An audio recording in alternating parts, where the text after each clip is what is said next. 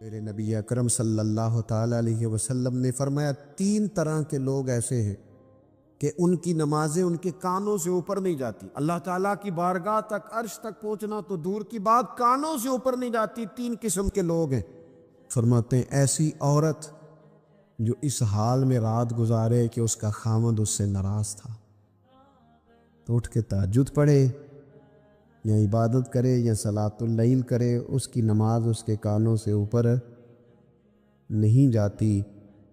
اور حضور علیہ السلام فرماتے ایسا امام کہ جو زبردستی امامت کرائے اور لوگ ان کی امامت کو پسند نہ کرے، ایسے شخص کی نماز بھی اس کے کانوں سے اوپر نہیں جاتی۔ اپنے اعمال صالحہ کو سنبھالیں۔ میرے رسول کریم صلی اللہ تعالیٰ علیہ وسلم نے کچھ چیزوں سے پناہ مانگی ہے۔ خود حضور نے، خود نبی پاک صلی اللہ علیہ وسلم، رسول کریم علیہ السلام نے پناہ مانگی۔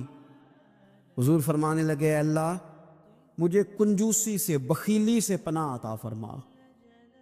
اور حضور نے باقاعدہ پناہ مانگی ہے کہ اے اللہ مجھے ارذل العمر ہونے سے پناہ میں رکھ۔ جب عمر اتنی زیادہ ہو جائے کہ وجود کے حصے کام کرنا چھوڑ جائیں، اس سے پناہ مانگی۔ اور خود میرے نبی پاک علیہ السلام نے قبر کے عذاب سے پناہ مانگی۔ یہ تعلیم امت کے لیے کہ تم بھی پناہ مانگو عذاب قبر سے۔ قبر کا عذاب برحق ہے۔ قبر کے لیے تیاری کر کے رکھنا، اپنی قبر کو یاد رکھنا، مر جانے کو یاد رکھنا۔ حضرت سعد بن معاذ رضی اللہ تعالیٰ عنہ کا جب جنازہ تھا تو صحابہ کرام فرماتے ہیں حضور نے نماز جنازہ کی امامت فرمائی تو قبر کے تیار ہونے میں کچھ دیر تھی، تو رسول کریم صلی اللہ علیہ وسلم زمین پر بیٹھ گئے اور ایک لکڑی سے حضور زمین کریدنے لگے، لکڑی سے۔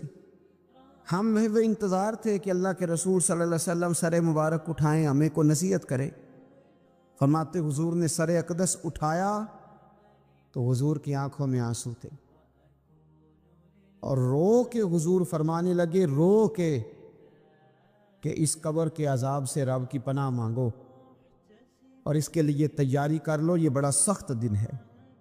رو کے حضور نے فرمایا، رو کے۔ آج تو لوگ مذاق بناتے، آج لوگ مذاق اڑاتے۔ کچھ فقیر صوفی درویش کہلانے والے بھی وہ کہتے ہیں جو مولوی بتا رہے ہیں نا قبر میں بچھو ہوں گے، سانپ ہوں گے، یہ تو مولوی اپنی قبر بتا رہا ہے، تمہارا اس سے کیا لینا دینا ہے؟ خدا سے ڈریں۔ وہ چیزیں جو احادیث مبارکہ میں آ گئیں، جس سے نبی پاک نے ہمیں سمجھایا، آپ اس تنبیہ کو، اس نصیحت کو آپ اس رنگ میں لیں گے کہ مذاق بنایا جائے گا دین کا، بجائے اس کے کہ اس سے ڈرا جائے، بجائے اس سے۔ حضرت سیدنا براء بن عازب رضی اللہ تعالیٰ عنہ ارشاد فرماتے ہیں کہ میں نے نبی پاک صلی اللہ تعالیٰ علیہ وآلہ وسلم سے خود اس بات کو سنا ہے۔ خود رسول کریم صلی اللہ علیہ وسلم نے فرمایا۔ حضرت زید بن ثابت رضی اللہ تعالیٰ عنہ بھی اس بات کے راوی ہیں۔ فرماتے ہم جا رہے تھے تو 5-6 قبریں تھی، تو حضور نے فرمایا کن کی قبریں؟ ہم نے عرض کی یا رسول اللہ صلی اللہ علیہ وسلم یہ کافروں کی قبریں۔ یہ صحیح مسلم میں حدیث موجود ہے، کفار کی قبریں۔ تو اللہ کے رسول صلی اللہ علیہ وسلم فرمانے لگے، ذرا حدیث کے لفظوں پہ غور کرنا، حضور فرمانے لگے اگر مجھے ڈر نہ ہوتا کہ تم اپنے مردوں کو دفن کرنا چھوڑ دو گے، اگر مجھے اس بات کا ڈر نہ ہوتا کہ تم اپنے لوگوں کو، مرنے والوں کو قبروں میں دفن کرنا چھوڑ دو گے، اگر یہ مجھے ڈر نہ ہوتا تو میں تمہیں سناتا کہ قبر کے اندر کس طرح عذاب ہوتا ہے۔ تمہیں دنیا میں رہ کے میں سناتا، پر ڈر ہے کہ کہیں تم اپنے مرنے والوں کو قبروں میں دفن کرنا چھوڑ ہی نہ دو، اس لیے میں تمہیں یہ بات نہیں بتاتا۔ اور میرے رسول کریم صلی اللہ تعالیٰ علیہ وآلہ وسلم نے پھر ارشاد فرمایا، اپنے غلاموں کی طرف نظر فرمائی، یہ بات کہہ کے کہ اگر مجھے ڈر نہ ہوتا کہ تم دفن کرنا چھوڑ دو گے تو تمہیں میں سنا دیتا کہ قبر میں کیا عذاب ہوتا ہے۔ پھر حضور نے صحابہ سے فرمایا چلو بھائی دوزخ کے عذاب سے اللہ کی پناہ مانگو۔ تو سب کہنے لگے ہم دوزخ کے عذاب سے اللہ کی پناہ مانگتے ہیں۔ پھر نبی پاک صلی اللہ تعالیٰ علیہ وسلم نے ارشاد فرمایا تم سب کہو کہ ہم قبر کے عذاب سے اللہ کی پناہ مانگتے ہیں۔ تو صحابہ نے کہا ہم قبر کے عذاب سے اللہ کی پناہ مانگتے ہیں۔ پھر میرے رسول پاک علیہ الصلوۃ والسلام نے فرمایا تم کہو، سارے یہ کہو کہ ہم ظاہری اور باطنی فتنوں سے اللہ کی پناہ مانگتے ہیں۔ تو صحابہ نے کہا کہ ہم ظاہری اور باطنی فتنوں سے اللہ کی پناہ مانگتے ہیں۔ پھر میرے محبوب علیہ السلام نے فرمایا تم کہو کہ ہم دجال کے فتنے سے اللہ کی پناہ مانگتے ہیں۔ تو صحابہ کرام نے کہا کہ اے اللہ ہم دجال کے فتنے سے تیری پناہ میں آتے ہیں۔ نبی پاک علیہ السلام نے یہ الفاظ کہہ کے یہ بات بتلا کے ہمیں سمجھا دیا، ہمیں قائل فرمایا محبوب نے۔ یاد رکھنا، اس بات کو اچھی طرح سمجھ لینا کہ اگر مجھے ڈر نہ ہوتا کہ تم اپنے مردوں کو دفن کرنا چھوڑ دو گے تو تمہیں بتلا دیتا کہ قبر میں کتنا سخت عذاب ہوتا ہے۔ اپنے معاملات پر غور کریں۔ ہمارا وہ کسی شاعر نے کہا تھا کہ مرنے کے بعد مجھ کو 2 گز زمین جو ملی تو دیکھو بعد مرنے کے ہی ہم جاگیردار ہو گئے۔ تو اصل تو جاگیر وہی ہے اور طے ہے۔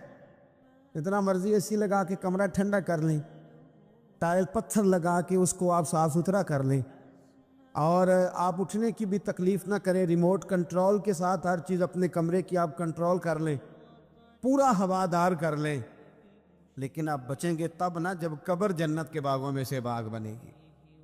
اگر وہ جنت کے باغوں میں سے باغ نہیں بنتی تو پھر فائدہ نہیں ہے۔ میرے رسول کریم صلی اللہ تعالیٰ علیہ وآلہ وسلم کے پیارے صحابی حضرت عثمان غنی رضی اللہ تعالیٰ عنہ فرماتے ہیں، یہ سنن ابو داؤد شریف کی حدیث ہے کہ حضور نے فرمایا جب میت کو دفن کر کے فارغ ہو جاؤ تو اس کی قبر پر کھڑے رہو۔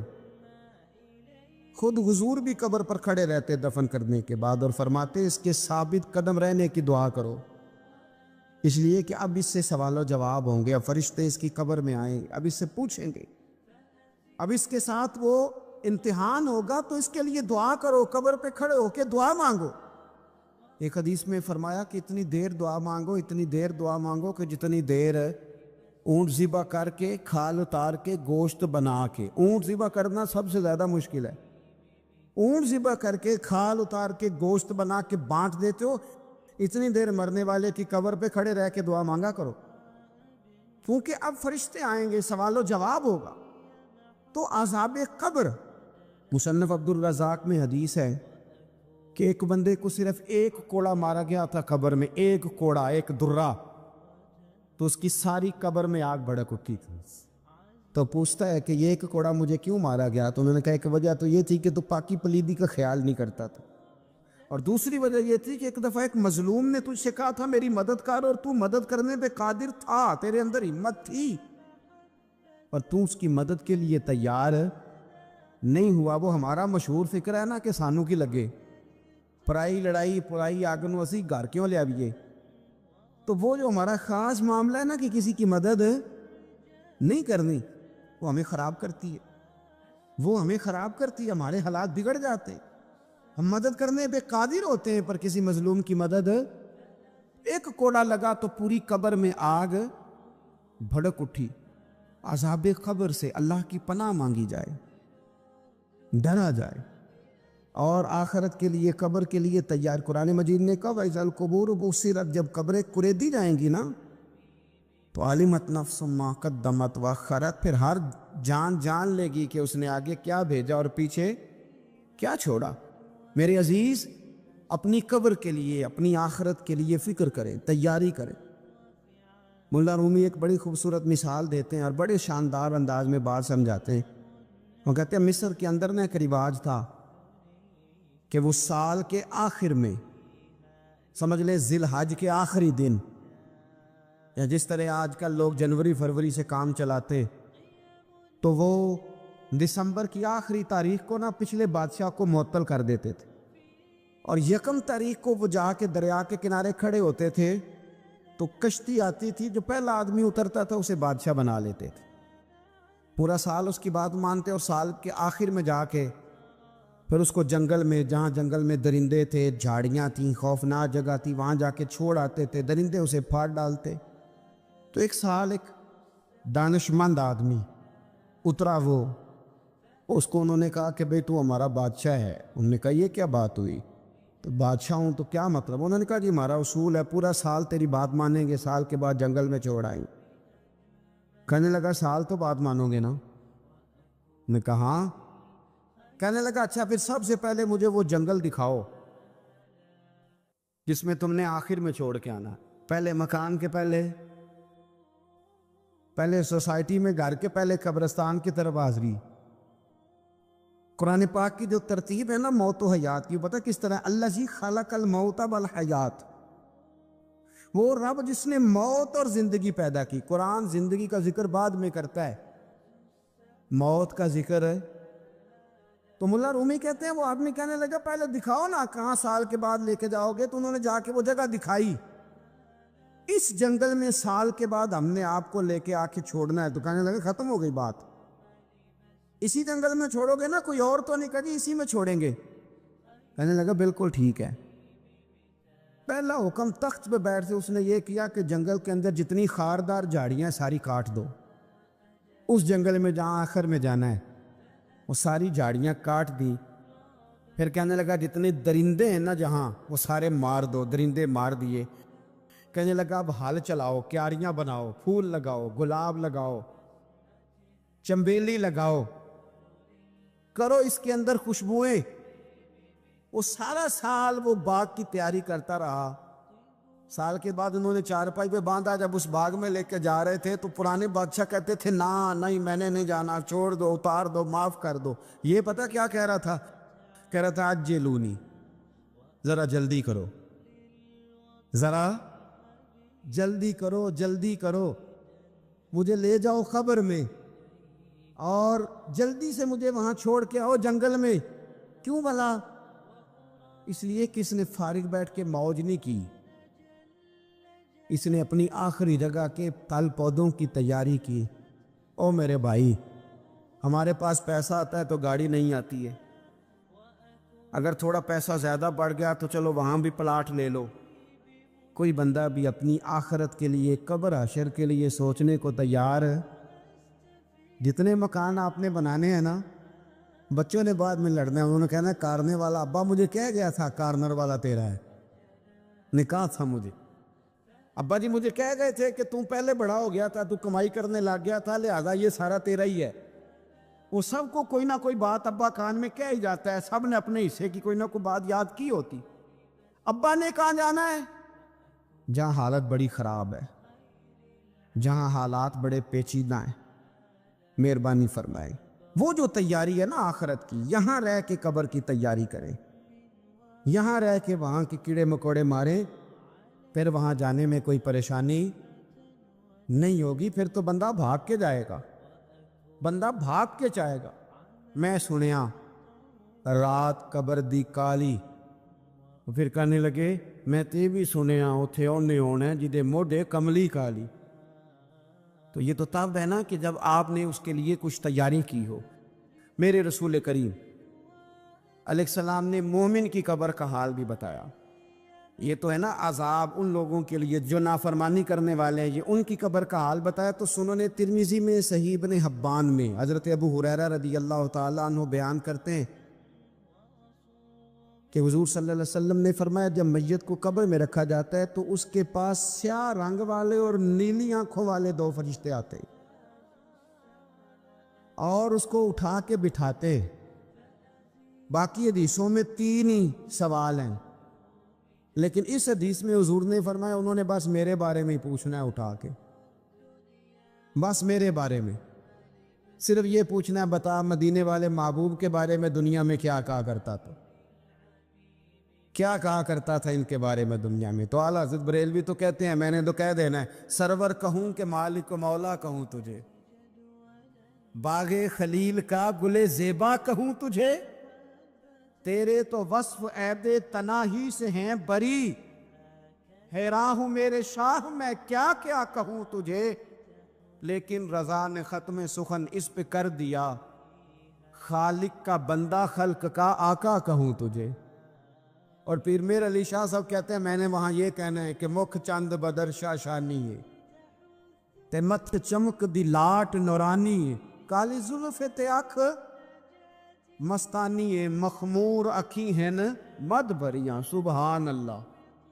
ماں اجمل کا ماں اکمل کا ماں احسن کا تے کتھے مہر علی، کتھے تیری ثنا مشتاق اکھیں کتھے جاڑی۔ تو نبی پاک علیہ السلام فرماتے ہیں میرے بارے میں پوچھیں گے، میرے بارے میں۔ ویسے بھی ایک سوال لازمی ہوتا ہے نا، یہ والا سوال لازمی ہے، من ربو کا پوچھ کے نا تو جنت جہنم کا فیصلہ نہیں، ماں دینو کا پوچھ کے جنت جہنم کا فیصلہ۔ ہاں بات اگر ختم ہونی ہے تو مدینے والے کے سوال پہ ختم ہو، اس لیے کھل کے نعتیں پڑھا کرو اور راج کے درود پڑھا کرو، یہ بات یاد رکھے۔ یہ فیصلہ حضور کی ذات پہ ختم ہونا ہے۔ میرے نا وہ شکایتیں کرتے ہیں نا لوگ آ کے، تو ایک بچی کو ہمارے ہاں داخل کرانے کے لیے ایک صاحب لے کے آئے، تو کہنے لگے بڑا عرصہ اسے فلانے مدرسے میں داخل کرایا، سوائے نعتوں کے کچھ بھی نہیں سیکھا اس نے۔ تو میں انہوں آکھیا چاچا جی جیڑی اصل کام سی وہ تو سیکھ گئی نا تہاڈی بچی، قرآن و سنت بھی حضور کی نعت ہی ہے، لیکن آپ کو پتہ ہے کہ بات ختم مدینے والے کی نعت پہ ہی ہوتی ہے۔ حضور کا پیار اصل ہے، تو حضور فرماتے ہیں میرے بارے میں پوچھا جائے گا، وہ کہے گا کہ ان کے بارے میں کیا پوچھتے ہو، اشہد ان لا الہ الا اللہ واشہد ان محمدً عبدہ ورسولہ۔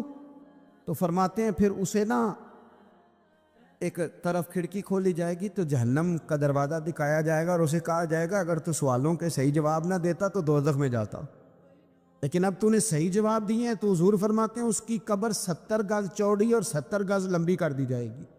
کتنی جی؟ مسجد میں اسی والے حال میں جگہ مل جائے تو بندہ بڑا سکھی رہتا ہے، اور صبح جائے بینک اور پہلی لائن میں موقع مل جائے تو بندہ بڑا سکھی رہتا ہے کہ میرا جاتے ہی کام ہو گیا۔ او خدا کے بندے، قبر بندے کی قبر، مکان اچھی سوسائٹی میں اچھا خستہ اور سستا مل جائے تو بندہ کہتا ہے کہ سودا بڑا بارے دا لب گیا، بھائی بڑا کمال ہو گیا، مزہ نہیں آ گیا۔ قبر 70 گز لمبی اور 70 گز چوڑی، اور یہ ترمذی شریف پڑھ رہا ہوں، بڑی مزیدار حدیث۔ نبی پاک صلی اللہ علیہ وسلم فرمانے لگے پھر اس کی قبر کو نور سے بھر دیا جائے گا۔ حضور کو پہچان گیا نا، قبر نور سے بھر دی گئی، اور جب 70 گز لمبی کر دی گئی تو بڑے پیارے لفظ ہیں حدیث کے۔ حضور فرماتے ہیں وہ بندہ پھر فرشتوں سے ایک بات کہے گا، عربی میں بھی ہے اردو میں بھی ہے، پر میرا دل کرتا ہے پنجابی میں بتاؤں۔ وہ نا فرشتوں سے وہ بندہ کہتا ہے جب قبر ہو گئی نا 70 گز لمبی 70 گز چوڑی اور نور سے بھر گئی، قربان جائیں، حضور فرماتے ہیں وہ مردہ وہ جو قبر میں پہنچا ہے، جب اس کی قبر کو یہ شان ملتی ہے تو فرشتوں سے پتہ کیا کہتا ہے؟ کہتا ہے میں گھر نہ دسا ہوا جا کے، یہ ذرا گھر نہ بتاؤں دوڑ کے، یہ ذرا میں اپنے گھر بتاؤں باقی کہ اللہ نے بڑی خیر کر دی، اپنی اماں نو دسا ہوا، اپنی اماں نو میں بچوں کو بتا کے آؤں کہ موج بن گئی ہے، میں بتاؤں اپنی بیوی کو، بتاؤں اپنے بہن بھائیوں کو، میں گھر نہ دسا ہوا۔ قربان جائیں میرے رسول کریم علیہ السلام فرماتے ہیں فرشتے اس سے کہتے ہیں نہیں تو کسی کو نہ بتا، نم کا نومت العروس، تو اس طرح سو جا جس طرح پہلی رات کی دلہن سویا کرتی، وہ بڑے چاؤں میں سوتی ہے، وہ بڑے پریم میں سوتی ہے، نہیں زندگی کا آغاز ہوتا ہے تو سوتی ہے۔ اور فرشتے کہتے ہیں اب تجھے وہی آ کے جگائے گا جو تیرے اہل میں تجھے سب سے زیادہ محبوب ہوگا، جو تجھے سب سے زیادہ محبوب ہوگا۔ میرا تو ایمان ہے کہ ہمیں تو قبر سے آ کے جگائیں گے بھی مدینے والے رسول، کہیں گے آؤ غلاموں چلیں، آؤ غلاموں۔ اور وہ کشمیر کے رومی وقت نے میاں صاحب نے کہا تھا بعد مرندے قبر میری تے میرے اپیرا جے کر پامے تیرا۔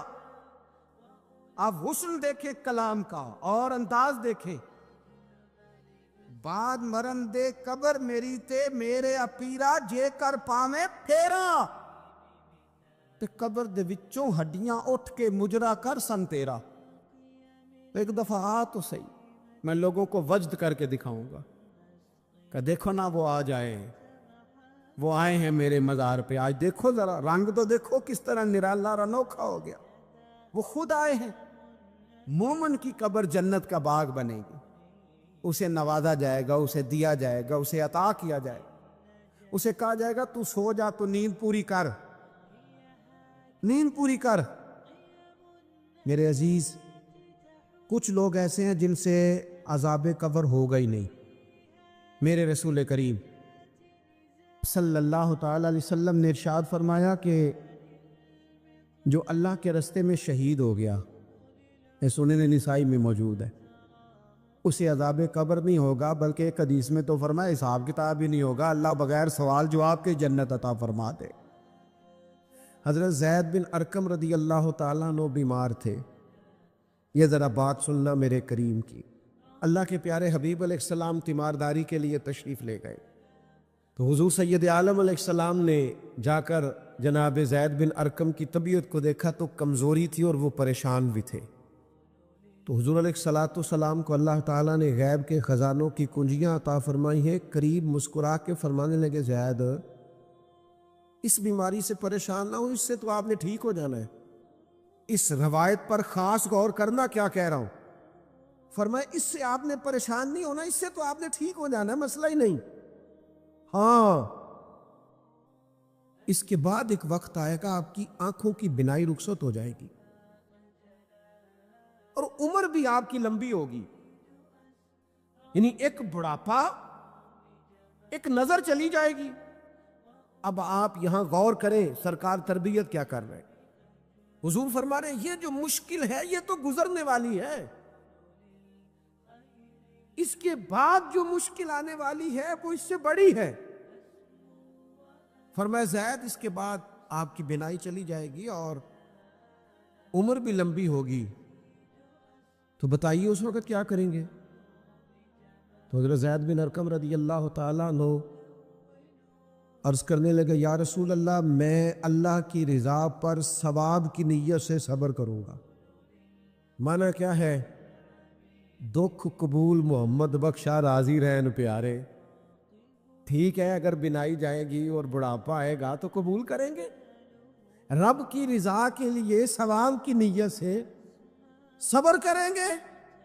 ایسے بھی کبھی دنیا میں میدان لگتے ہوں گے کہ بیماری آئے گی, بتایا جا رہا ہے اور پوچھا جا رہا ہے کہ تو کیا کرے گا, تو بتا رہے یا رسول اللہ صبر کروں گا, تو نتیجہ بھی وہی بیان ہو رہا ہے. یعنی سارا سودا نقد و نقد. اسی وقت ہتھیلی پہ سرسوں جم رہی ہے. حضور نے فرمایا کیا کرو گے, یا رسول اللہ صبر کروں گا اللہ کی رضا کے لیے ثواب کی نیت سے. تو حضور فرمانے لگے اگر تو صبر کرے گا تو پھر نتیجہ سوڑ, اللہ تجھ سے حساب نہیں لے گا, بغیر حساب ہی جنت عطا کر دے گا. او میرے بھائی, ایک مشکل سے آپ گزر گئے, اب آپ کو اگلی مشکل کے لیے تیار رہنا ہے.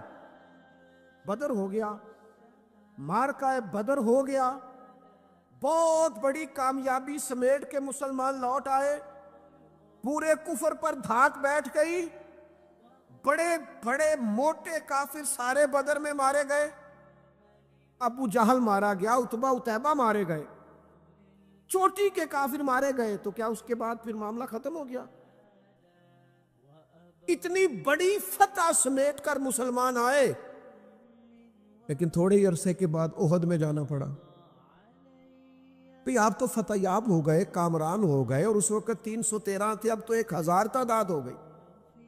لیکن اس کے بعد جو مشکل آئی اس سے بڑی آئی. 70 صحابہ شہید ہوئے, سعد بن ربی شہید ہوئے, حضرت عبداللہ بن جہش شہید ہوئے, حضرت امیر حمزہ کا سارا وجود کاٹ دیا گیا, آنکھیں نکال دی گئیں, ہونٹ کاٹ دیے گئے. اس کے بعد جو مشکل آئی اس سے بڑی تھی, صبر سے برداشت کی. حالات ٹھیک ہو گئے نہیں, خندق تیار ہے, مارکا تیار ہے, اور قحط کا زمانہ اور کڑاکے کی سردی، بھوک کا یہ عالم کے لوگوں نے پیڑ پہ پتھر باندھ لیے، لیکن خندق کھودنی ہے، میدان میں رہنا ہے۔ یہ معاملہ ختم ہوا تو کیا بات دب گئی؟ عمرے کے لیے گئے تو انہوں نے حدیبیہ میں روک لیا۔ اب کیا یہاں معاملہ رکا؟ نہیں، پھر فتح مکہ کی باری آئی، پھر تبوک۔ میرے رسول پاک علیہ الصلوۃ والسلام نے پوری دنیا پر اسلام کا جھنڈا لہرا دیا۔ کہاں کہاں تک اسلامی سلطنت پہنچ گئی؟ جناب عمر کے زمانے میں وہ قادسیہ کے علاقے، روم، ایران، تو کیا قربانیاں ختم ہو گئیں؟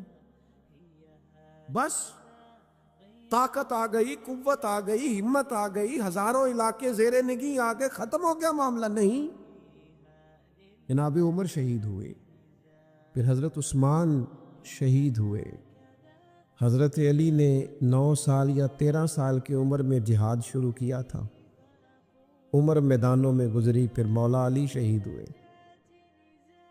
اب کیا آسانی ہو گئی، آسودگی ہو گئی؟ نہیں، یہاں تو باریاں ہیں امتحان دینے کی۔ امام حسن کی باری آئی تو زہر دے دیا گیا، انتڑیاں کٹ کٹ کے گرنے لگیں، اور حسن ابن علی کا جب جنازہ اٹھا تو سب سے زیادہ رو رو کے پلو سید عائشہ صدیقہ کا بھیگ گیا، اور جو سب سے زیادہ ستاتا تھا مروان، وہ بھی ایک نکر میں کھڑا ہو کے رونے لگا۔ تو کسی نے کہا ساری زندگی تو نے فاطمہ کے بیٹے کو ستایا ہے، ظالم آج روتا کیوں ہے؟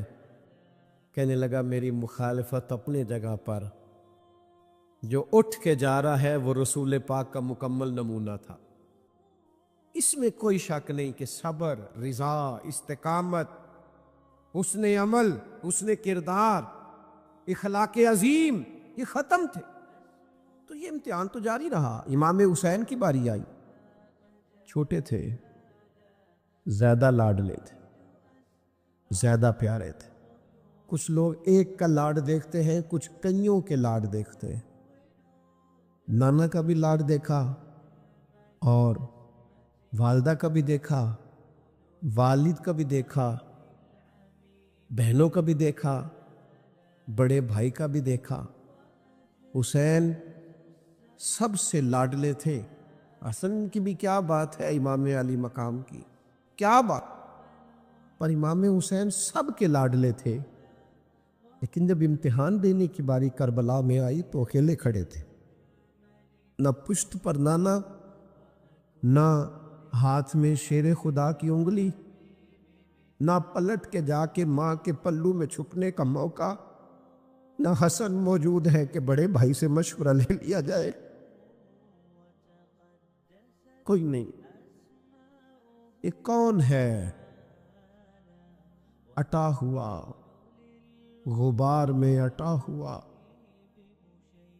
یہ نبی کا نور عین ہے، یہ بالیقین حسین ہے، اکیلے، اور باقی جتنے تھے وہ سارے چھوٹے تھے۔ وہ بڑا مشکل کام ہو جاتا ہے جب آپ سب سے بڑے ہو جائیں اور صرف آپ کو تسلی دینی ہے، صرف آپ کو دوسروں کو سنبھالنا ہے، وہ بڑا مشکل مرحلہ ہوتا ہے۔ لیکن امام حسین نے اس مشکل مرحلے کو اس طرح گزارا کہ وہ بڑے تھے نا، بس اتنا کہوں گا کہ حسین وہاں پر شکر کرتے تھے جہاں پر صبر مشکل تھا، وہاں پر شکر کرتے تھے جہاں پر صبر مشکل تھا، جہاں صبر مشکل سے ہوتا ہے وہ وہاں گردن جھکا کے کہتے تھے آمنا وصدقنا، ٹھیک ہے، دکھ قبول محمد بخشا، بس راضی رہن پیارے۔ آپ اس بات کو یاد رکھیں اور اس کو اچھی طرح سمجھ لیں کہ آپ جب تک مزاج مشقت کا نہیں بناتے، ایک کے بعد دوسری، دوسری کے بعد تیسری، تیسری کے بعد چوتھی، مشقتیں راہ دیکھ رہے، اور جو مشقتوں کے عادی نہیں وہ پھر پچھلی صفوں میں ہے۔ جو مشقتوں کے عادی نہیں وہ پھر کسی صورت بھی نہ نام بنا سکتے ہیں نہ کام کر سکتے. جس کو آرام کرنا ہے، جس کو سکون سے سونا ہے، وہ منزل نہیں پا سکتا. آپ کو آگے بڑھنا ہے، آپ کو جد و جہد کرنی ہے، آپ کو کوشش کرنی ہے، آپ کو باہمت رہنا ہے.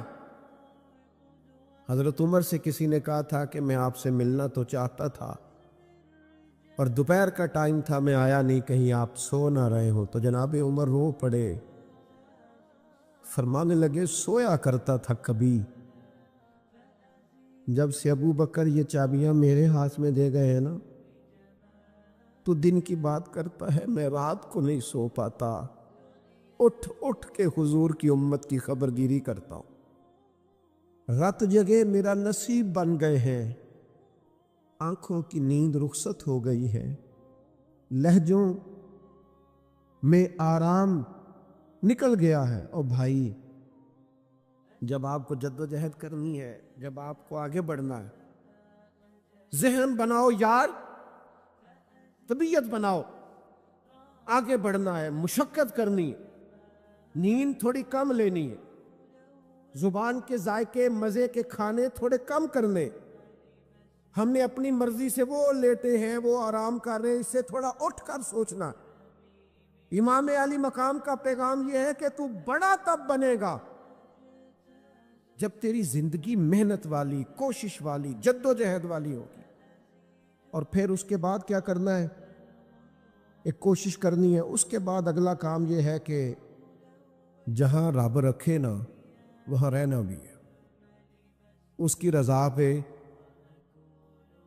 جب آپ مسلمان ہوتے ہیں نا، کلمہ پڑھتے ہیں، تو ہم اعلان کرتے ہیں آج کے بعد فیصلے میرے نہیں چلیں گے، فیصلے اللہ کے چلیں گے. لیکن پریشانی پتہ کب ہوتی ہے؟ جب ہم فیصلہ اپنی مرضی کا مانگتے ہیں. او بھائی جب تو مالک کا غلام ہے، بندہ ہے، تو پھر دکھ کس چیز کا نام ہے؟ کسی درویش نے کہا تھا دکھ اس چیز کا نام ہے کہ اللہ کی مرضی اور ہے اور تیرا ارادہ اور ہے. تو کہتا ہے بات اس طرح بنے جس طرح میں چاہتا ہوں، اور رب کہتا ہے نہیں میں نے فیصلہ کر لیا ہے. پھر تو دکھی ہوتا ہے. سکھی بھلا کون ہوتا ہے؟ جو رب کر دے وہ کہے بالکل ٹھیک ہے، وہ کہے بالکل. اور قرآن مجید نے اسے بیان کیا، رضی اللہ عنہم ورضوا عنہ. یہ کربلا کا دوسرا پہلو. ایک پہلو مشقت جد و جہد، ایک پہلو یہ کہ رضی اللہ عنہم ورضوا عنہ.